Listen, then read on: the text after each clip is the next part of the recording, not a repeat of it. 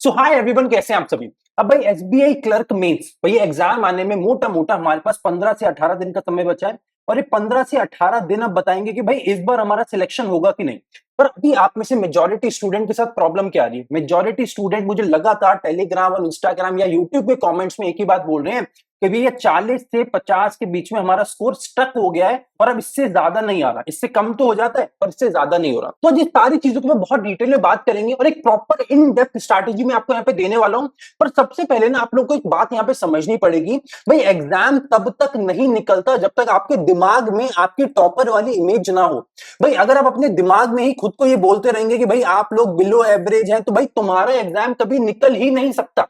मैं लगातार अपने मेंटोरशिप सेशंस में भी यही बोलता हूं, क्लासेस में ये बोलते हैं, तुम लोग इतने बोलते हैं टूटे हुए निराश इंसान की तरह बातें करते हो। यार ऐसे लोगों का एग्जाम निकलना सच में बहुत मुश्किल होता है। इस एटीट्यूड के साथ एग्जाम नहीं निकलता अनटिल एंड अनलेस तुम खुद ये मानने लग जाओ कि नहीं भाई मेरी मेहनत में दम है या मैंने पूरी मेहनत करी है। भाई मैंने अपनी दिन रात लगा के मेहनत करी है, अब चाहे रिजल्ट जो भी हो तब जाके वो टॉपर बनता है। भाई जैसे मैं कई बार अपने पुराने वीडियोस में भी बोल चुका हूं कि भाई टॉपर को भी आखिरी दिन तक ये नहीं पता होता कि वो टॉपर है। उसको बस एक बात पता होती है कि भाई मैंने पूरी मेहनत करी है, मैंने दिन रात लगा के एक एक मॉक टेस्ट लगाया है, प्रैक्टिस शीट्स करी है, क्लासेस ली है, अब चाहे रिजल्ट जो भी हो। उसके बाद जो एटीट्यूड के साथ वो एग्जाम देने जाते हैं ना तब पेपर निकलता है, ना कि बिलो एवरेज एटीट्यूड के साथ कि मुझे नहीं पता क्या होगा। नहीं भाई, पहले आपको सबसे पहले इस एटीट्यूड को छोड़ना पड़ेगा।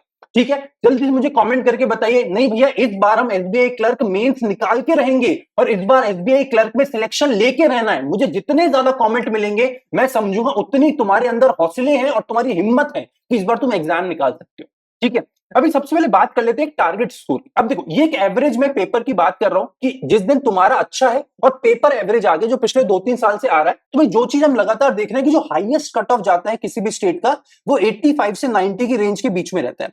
तो आपको यहाँ पे क्या टारगेट करना है कि हमारा सबसे हाईएस्ट टारगेट जिस दिन मेरा दिन अच्छा है और पेपर एवरेज है वहां पे मुझे 90 प्लस स्कोर करने की कोशिश करनी है। अब ये कैसे होगा एक एक सेक्शन वाइज बात कर लेते हैं।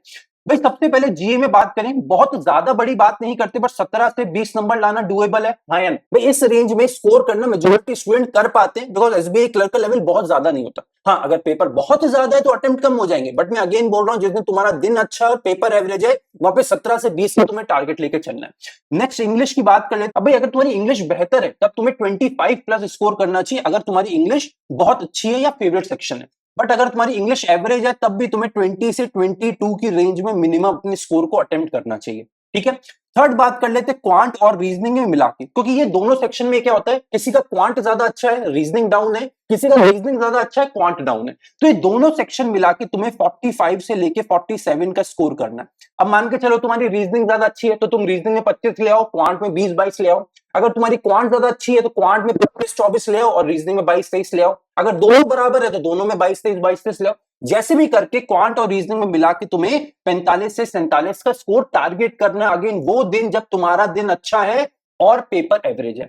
अब ये नहीं कि भाई यही टारगेट करके चले जाएंगे, इसके ऊपर कुछ भी हो जाए तो भैया पेपर खराब नहीं।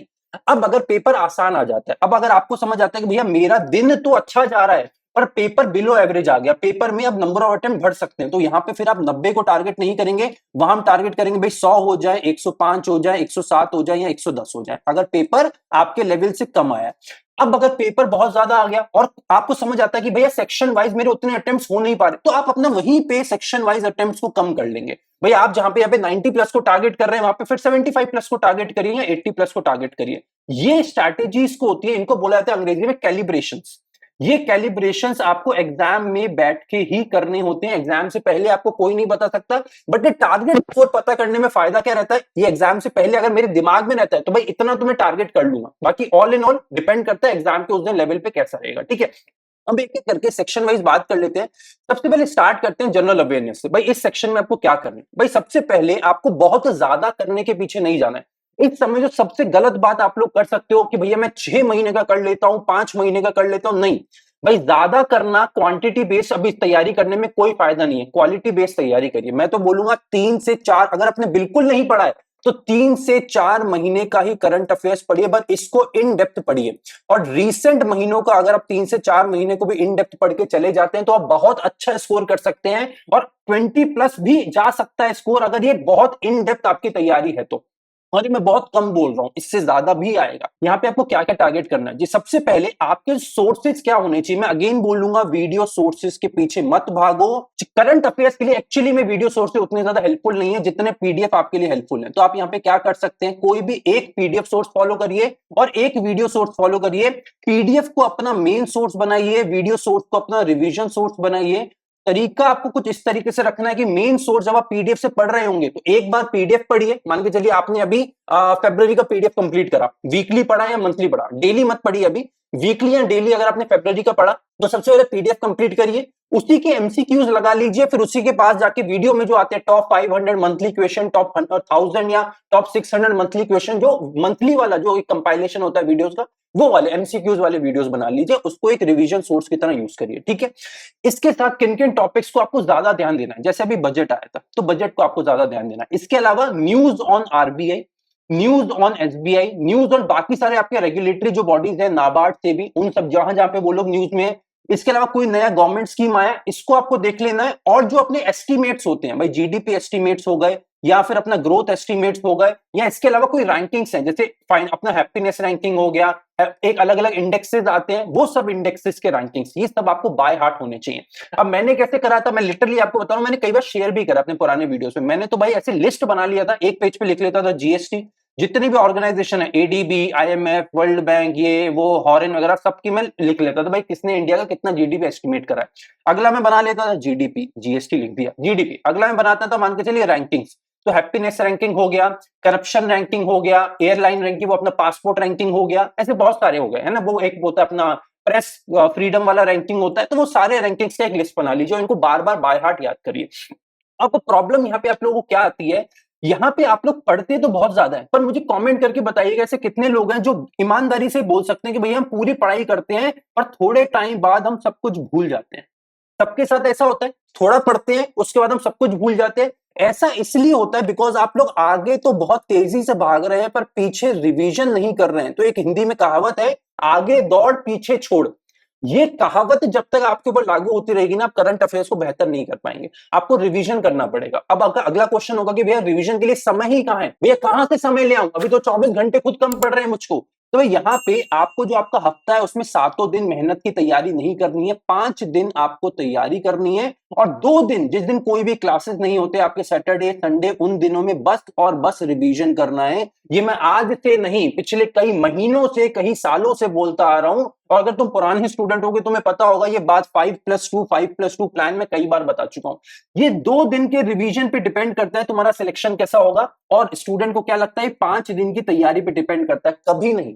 ये 5 दिन की तैयारी डिसाइड नहीं करेंगे कि तुम्हारा सिलेक्शन होगा कि नहीं होगा। ये 2 दिन के रिवीजन में कितनी कुव्वत है, कितनी क्षमता है, कितनी ईमानदारी से रिवीजन करा गया है, वो डिसाइड करेगा तुम्हारा इस बार सिलेक्शन होगा कि नहीं होगा। ठीक है, अब करंट अफेयर्स को कितना समय दोगे भाई, वो आपके ऊपर है। अगर आप पुराने से पढ़ते आ रहे हो तो भाई 2 घंटे में भी काम हो सकता है। अगर कुछ नहीं पढ़ा है, 3-4 महीने का कवर करना है, तो भाई 3 से 4 घंटे भी देने डेली पढ़ सकते हैं।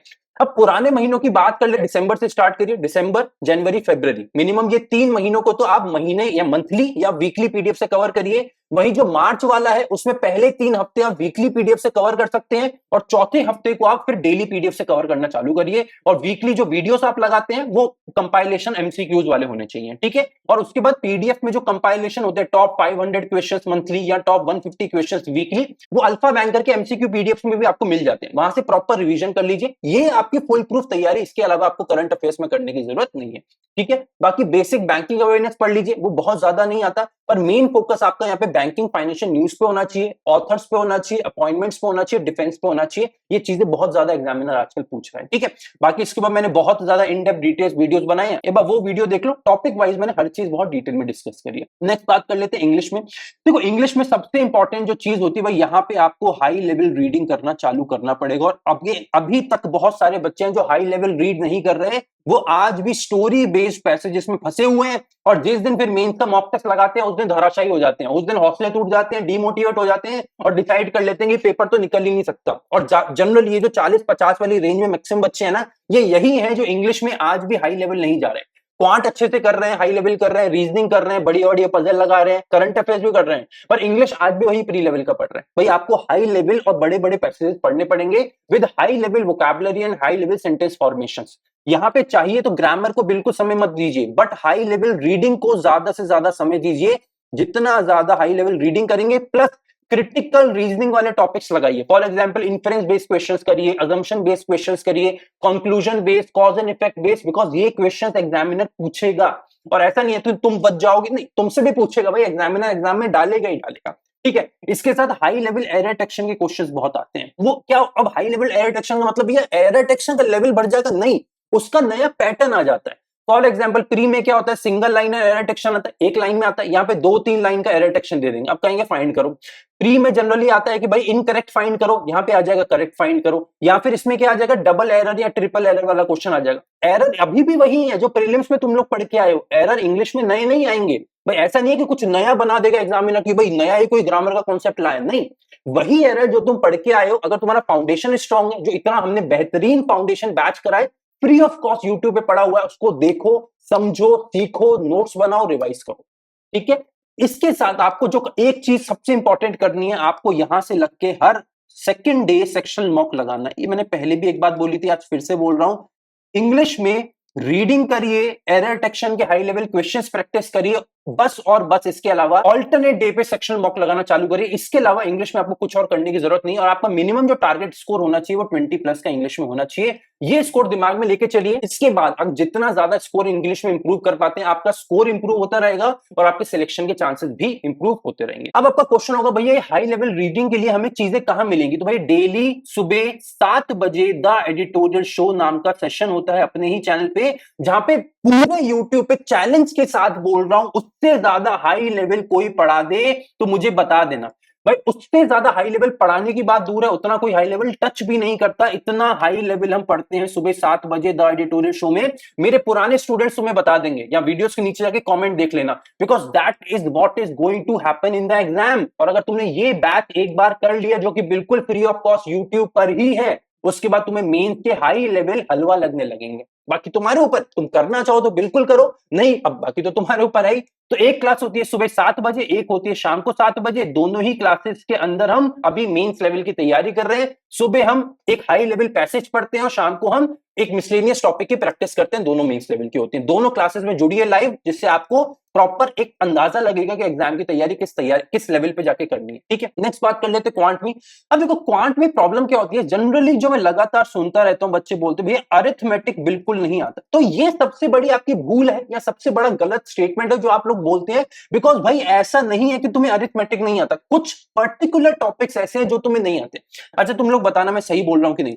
सबसे पहले SICI, भैया ये टॉपिक तो देखते हैं दिमाग खराब हो जाता है। बोट एंड स्ट्रीम्स, कुछ बच्चे हैं जो बोट एंड स्ट्रीम से परेशान है। प्रोबेबिलिटी, PNC, मेंसुरेशन, क्या ये वो 5-6 टॉपिक्स नहीं है जो आपको परेशान करते हैं? हाँ भैया ये तो 5-6 टॉपिक करते हैं, तो भाई इनको छोड़ दो। अगर तुम इनको छोड़ भी देते हो आखिरी समय में, मत भिड़ो। मैं तो सीधी बात बोलूं, अगर अभी तक नहीं पढ़ा तो आखिरी 15 दिन में तुम कुछ नहीं उखाड़ लोगे इन टॉपिक्स में। अगर इनको छोड़ भी देते हो तो मेरे भाई बाकी इतने सारे टॉपिक्स हैं जो लगातार पूछे जाते हैं भाई। Percentage, ratio and proportion, profit and loss, time speed distance, time and work, ये वो टॉपिक्स हैं जो एक एग्जामिनर खूंखार तरीके से देता है। इनको मेहनत कर लो, इनको मजबूत करो। भाई देखो अब वही बात है, या तो तुम रो सकते हो कि भैया अरिथमेटिक नहीं आता, या फिर जो आता है उसको मजबूत कर सकते हो। तो ये 5-6 टॉपिक जो लिखे हैं इनको मजबूत कर लो। इनके ऊपर एग्जामिनर बहुत सारी चीजें पूछता है। क्या क्या पूछता है? एक तो स्ट्रेट फॉरवर्ड अरिथमेटिक के क्वेश्चंस देगा। इसके बाद मेंस में जो DI आएगी वो भी अरिथमेटिक बेस्ड DI आती है। तो इन्हीं 5-6 टॉपिक में से सबसे ज्यादा DI पूछी जाती है। प्लस इसके बाद कुछ टॉपिक्स है जिसपे आपको बहुत ज्यादा मेहनत करनी चाहिए भाई, वो है डेटा सफिशिएंसी और quantity based question, Q1 Q2 वाले जो क्वेश्चंस आते हैं। अब इसके बनाने का भी एक तरीका होता है भाई। जो डेटा सफिशिएंसी के क्वेश्चंस होते हैं उनको बनाने का तरीका ये होता है कि कई बार क्वेश्चंस में पेन उठाने की जरूरत नहीं होती। आप लोग क्या करते हो कि भैया वो क्या बोलता है, क्या स्टेटमेंट 1 और स्टेटमेंट 2 या स्टेटमेंट 3 को मिला के आंसर लाया जा सकता है, हाँ या ना? और हम क्या करते हैं, हम आंसर लेने चले जाते हैं कि हम जब तक आंसर निकाल नहीं लेंगे, वो ना मांझी की तरह, जब तक तोड़ेंगे नहीं तब तक छोड़ेंगे नहीं, हम उसमें लग जाते हैं। वहां पे समय बहुत ज्यादा लग जाता है। जबकि एग्जामिनर तुमसे ये जवाब नहीं मांग रहा कि मुझे लाके बताओ कि x की वैल्यू कितनी है, नहीं, वो बस ये बोल रहा है कि क्या x की वैल्यू लाई जा सकती है इन 2-3 स्टेटमेंट को मिला के, हाँ या ना। मतलब जनरली डेटा सफिशिएंसी के अंदर तुम्हें बस कॉमन सेंस लगाना है और कम से कम पेन चला के आंसर लेके आना है। वहीं क्वांटिटी बेस्ड क्वेश्चंस की भी तैयारी कर लो बहुत अच्छे से, बिकॉज ये भी बहुत आते हैं और जनरली अरिथमेटिक बेस्ड ही आएंगे। यही 5-6 टॉपिक्स में बहुत ज्यादा पूछे जाते हैं। इसके अलावा आपको क्वांट में भी सेक्शनल मॉक लगाना चाहिए, और मैं तो अगेन यही बोलूंगा ऑल्टरनेट डेज पे आप लोग सेक्शनल मॉक्स लगाने चालू कर दो, because this is going to help you in the longest run. आपकी बहुत मदद करेंगे सेक्शनल मॉक्स, ठीक है। अच्छा, एक डाउट जो स्टूडेंट को रहता है कि भैया हम क्लासेस लगाते हैं, टाइम बहुत ज्यादा लग जाता है, तो मैं आपको बोलूंगा इस समय जो आपका क्लासेस और प्रैक्टिस का रेशियो होना चाहिए दैट शुड बी 1:1.5। मतलब अगर 1 घंटा क्लास ले रहे हो तो 1.5 घंटा खुद की सेल्फ प्रैक्टिस, 2 घंटा क्लास तो 3 घंटा प्रैक्टिस, 4 घंटा क्लास तो 6 घंटा प्रैक्टिस। मतलब जितने घंटे की तीनों में क्वांट इंग्लिश रीजनिंग जितने घंटे क्लास ले रहे हो 1:1.5 का रेशियो बना लो प्रैक्टिस का। मिनिमम 1.5 गुना टाइम तुम्हें प्रैक्टिस करनी है। अब ये क्यों मैं कह रहा हूं, बिकॉज जनरली होता ये है कि जनरली स्टूडेंट ये 1.5 गुना टाइम तो देते ही नहीं है, पूरा का पूरा टाइम क्लासेस लेते रहते हैं और क्लास लेने से सिलेक्शन नहीं होता। मैं हमेशा एक बात बोलता हूं कि एक एजुकेटर तुम्हें कंधे पे बिठा के रास्ता दिखा जरूर सकता है, पर चल के तुम्हें ही जाना है।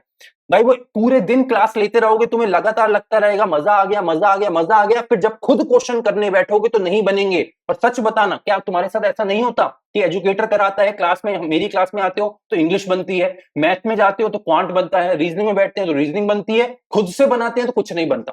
ईमानदारी से बताना कमेंट करके, सच बात है कि नहीं। ये इसलिए होता है बिकॉज आपकी सेल्फ प्रैक्टिस में अभी कहीं ना कहीं बहुत कमी है। इसी के साथ आपको यहाँ पे डेली हाई लेवल या मेंस लेवल डीआई भी लगाने, जहां पे कम से कम 4 से 5 सेट लगाने हैं विद क्वेश्चंस। मतलब यहाँ पे आपको अपने दिमाग को वो होता है ना भाई बिल्कुल तपाना है, तो 4 से 5 मेंस लेवल के डीआई सेट्स लगाने हैं, जहां पे एक एक क्वेश्चन जो हाई लेवल का आपको दिख रहा है वो बनाने हैं। अब चाहे तो एक क्वेश्चन आप प्रैक्टिस सेट से बना सकते हैं या फिर मॉक से बना सकते हैं, वो आपके ऊपर। भाई आपको कहां से पसंद आ रहा है या आपको कहां से क्वेश्चंस मिल रहे हैं। अगर आपके प्रैक्टिस सेट्स हैं तो बिल्कुल आप वहां से बना लीजिए, या फिर मैं आपको बोलूंगा अगर आपके प्रैक्टिस सेट नहीं है तो मॉक्स एक बहुत अच्छा सोर्स है। तो भैया मॉक से हम कैसे बनाएंगे, तो भाई बहुत सारे मॉक होते हैं आपके पास, सब लोग उतने मॉक यूज नहीं करते।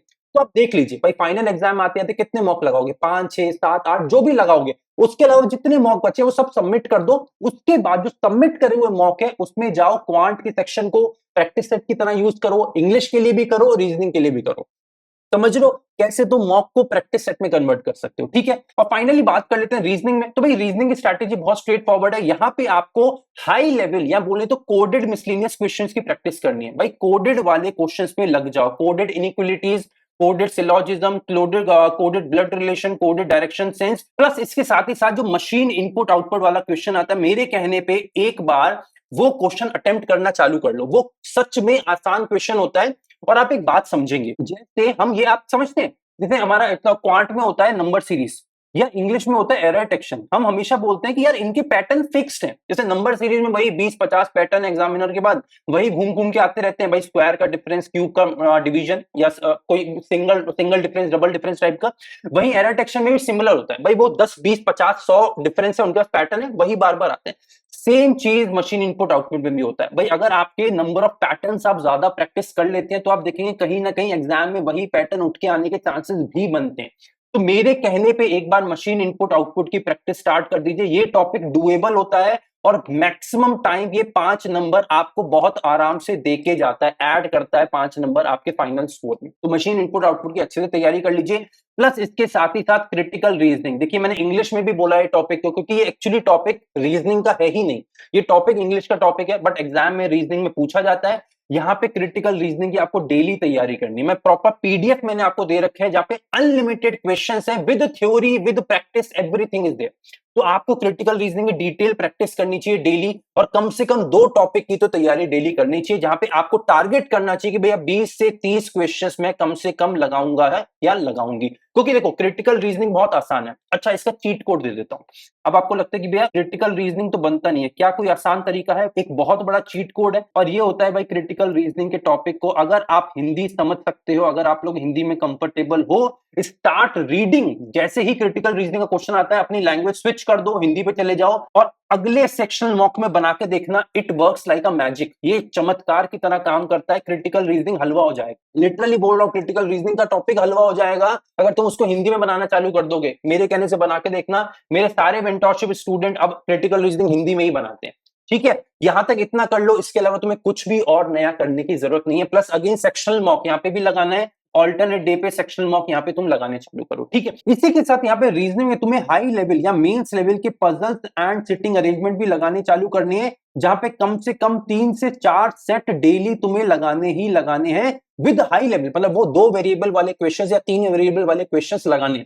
जनरली रीजनिंग में बोला जाता है कि पजल से बच के चलो, बिकॉज मेंस में पजल बहुत ज्यादा कॉम्प्लिकेटेड आते हैं, पर क्लैरिकल में फिर भी एक बार डुएबल पजल्स भी आ सकते हैं, तो इसलिए कम से कम 3 से 4 मेंस लेवल डी मतलब पजल्स को भी टारगेट आपको यहाँ पे करते हुए चलेंगे। ठीक है, अरे इतनी डिटेल बात हो गई। अब नेक्स्ट बात कर लेते हैं कि भैया फुल लेंथ मॉक हमें कब लगाने, उसकी स्ट्रैटेजी क्या होनी चाहिए। तो भाई आपको जो फुल लेंथ मॉक लगाने हैं वो इस समय हफ्ते में 2 लगाने चालू करिए, कम से कम हर वीक कम से कम 2 सेक्शन मॉक लगा लीजिए, क्योंकि अब आपके पास मोटा मोटा 15 दिन का समय बचा है भाई, अब से 15-16 दिन का समय बचा है।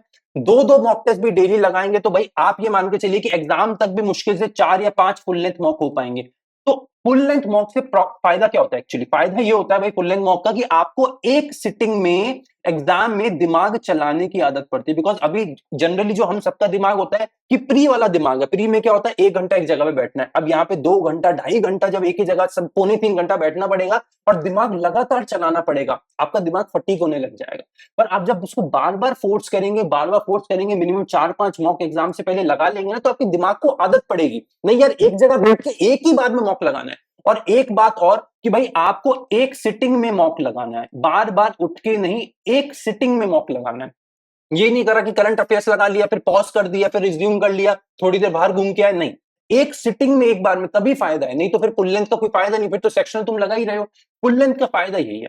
प्लस करंट अफेयर्स के लिए भी एक चीज आप लोग कर सकते हैं, करंट अफेयर्स में भी अगर आपके पास फाइनली 4-5 मॉक तो तुम यहाँ पे यूज कर लोगे, बाकी जितने भी मॉक बचे होंगे ना उन सबको सबमिट कर देना और उन सबके करंट अफेयर्स वाले सेक्शन को लगा लेना, तुम्हारी प्रैक्टिस और जोरदार हो जाएगी। अब यहां तक मैंने सब कुछ बता दिया, बट अगेन मेरे बताने का, एजुकेटर की क्लास लेने का, मेरी क्लास लेने का, तुम्हारी इतनी मेहनत का तब तक कोई फायदा नहीं है मेरे भाई, जब तक तुम्हारा दिमाग ना बदल लो, जब तक तुम अपना माइंडसेट ना बदलो और जब तक तुम खुद से बात कहना ना चालू करो कि भैया मेरा इस बार एग्जाम निकलेगा ही निकलेगा और डंके की चोट पे निकलेगा। क्यों? क्योंकि मेरी मेहनत में दम है और मुझे खुद पे विश्वास है। तो आपका माइंडसेट जिस दिन बदल जाएगा ना, आप देखिएगा सिलेक्शन 1 नहीं 2 नहीं बल्कि हर महीने एक नया सिलेक्शन की लिस्ट में आपका नाम आता रहेगा। और उस दिन तक पहुंचने के लिए दिमाग को चेंज करिए, माइंडसेट को बदलिए और नीचे कमेंट करके बताइए कि यस सर इस साल मेरा एग्जाम निकलेगा ही निकलेगा, बिकॉज इस बार मुझे अपने ऊपर पूरा विश्वास है। मैं आप लोगों के नीचे कमेंट का वेट कर रहा हूं।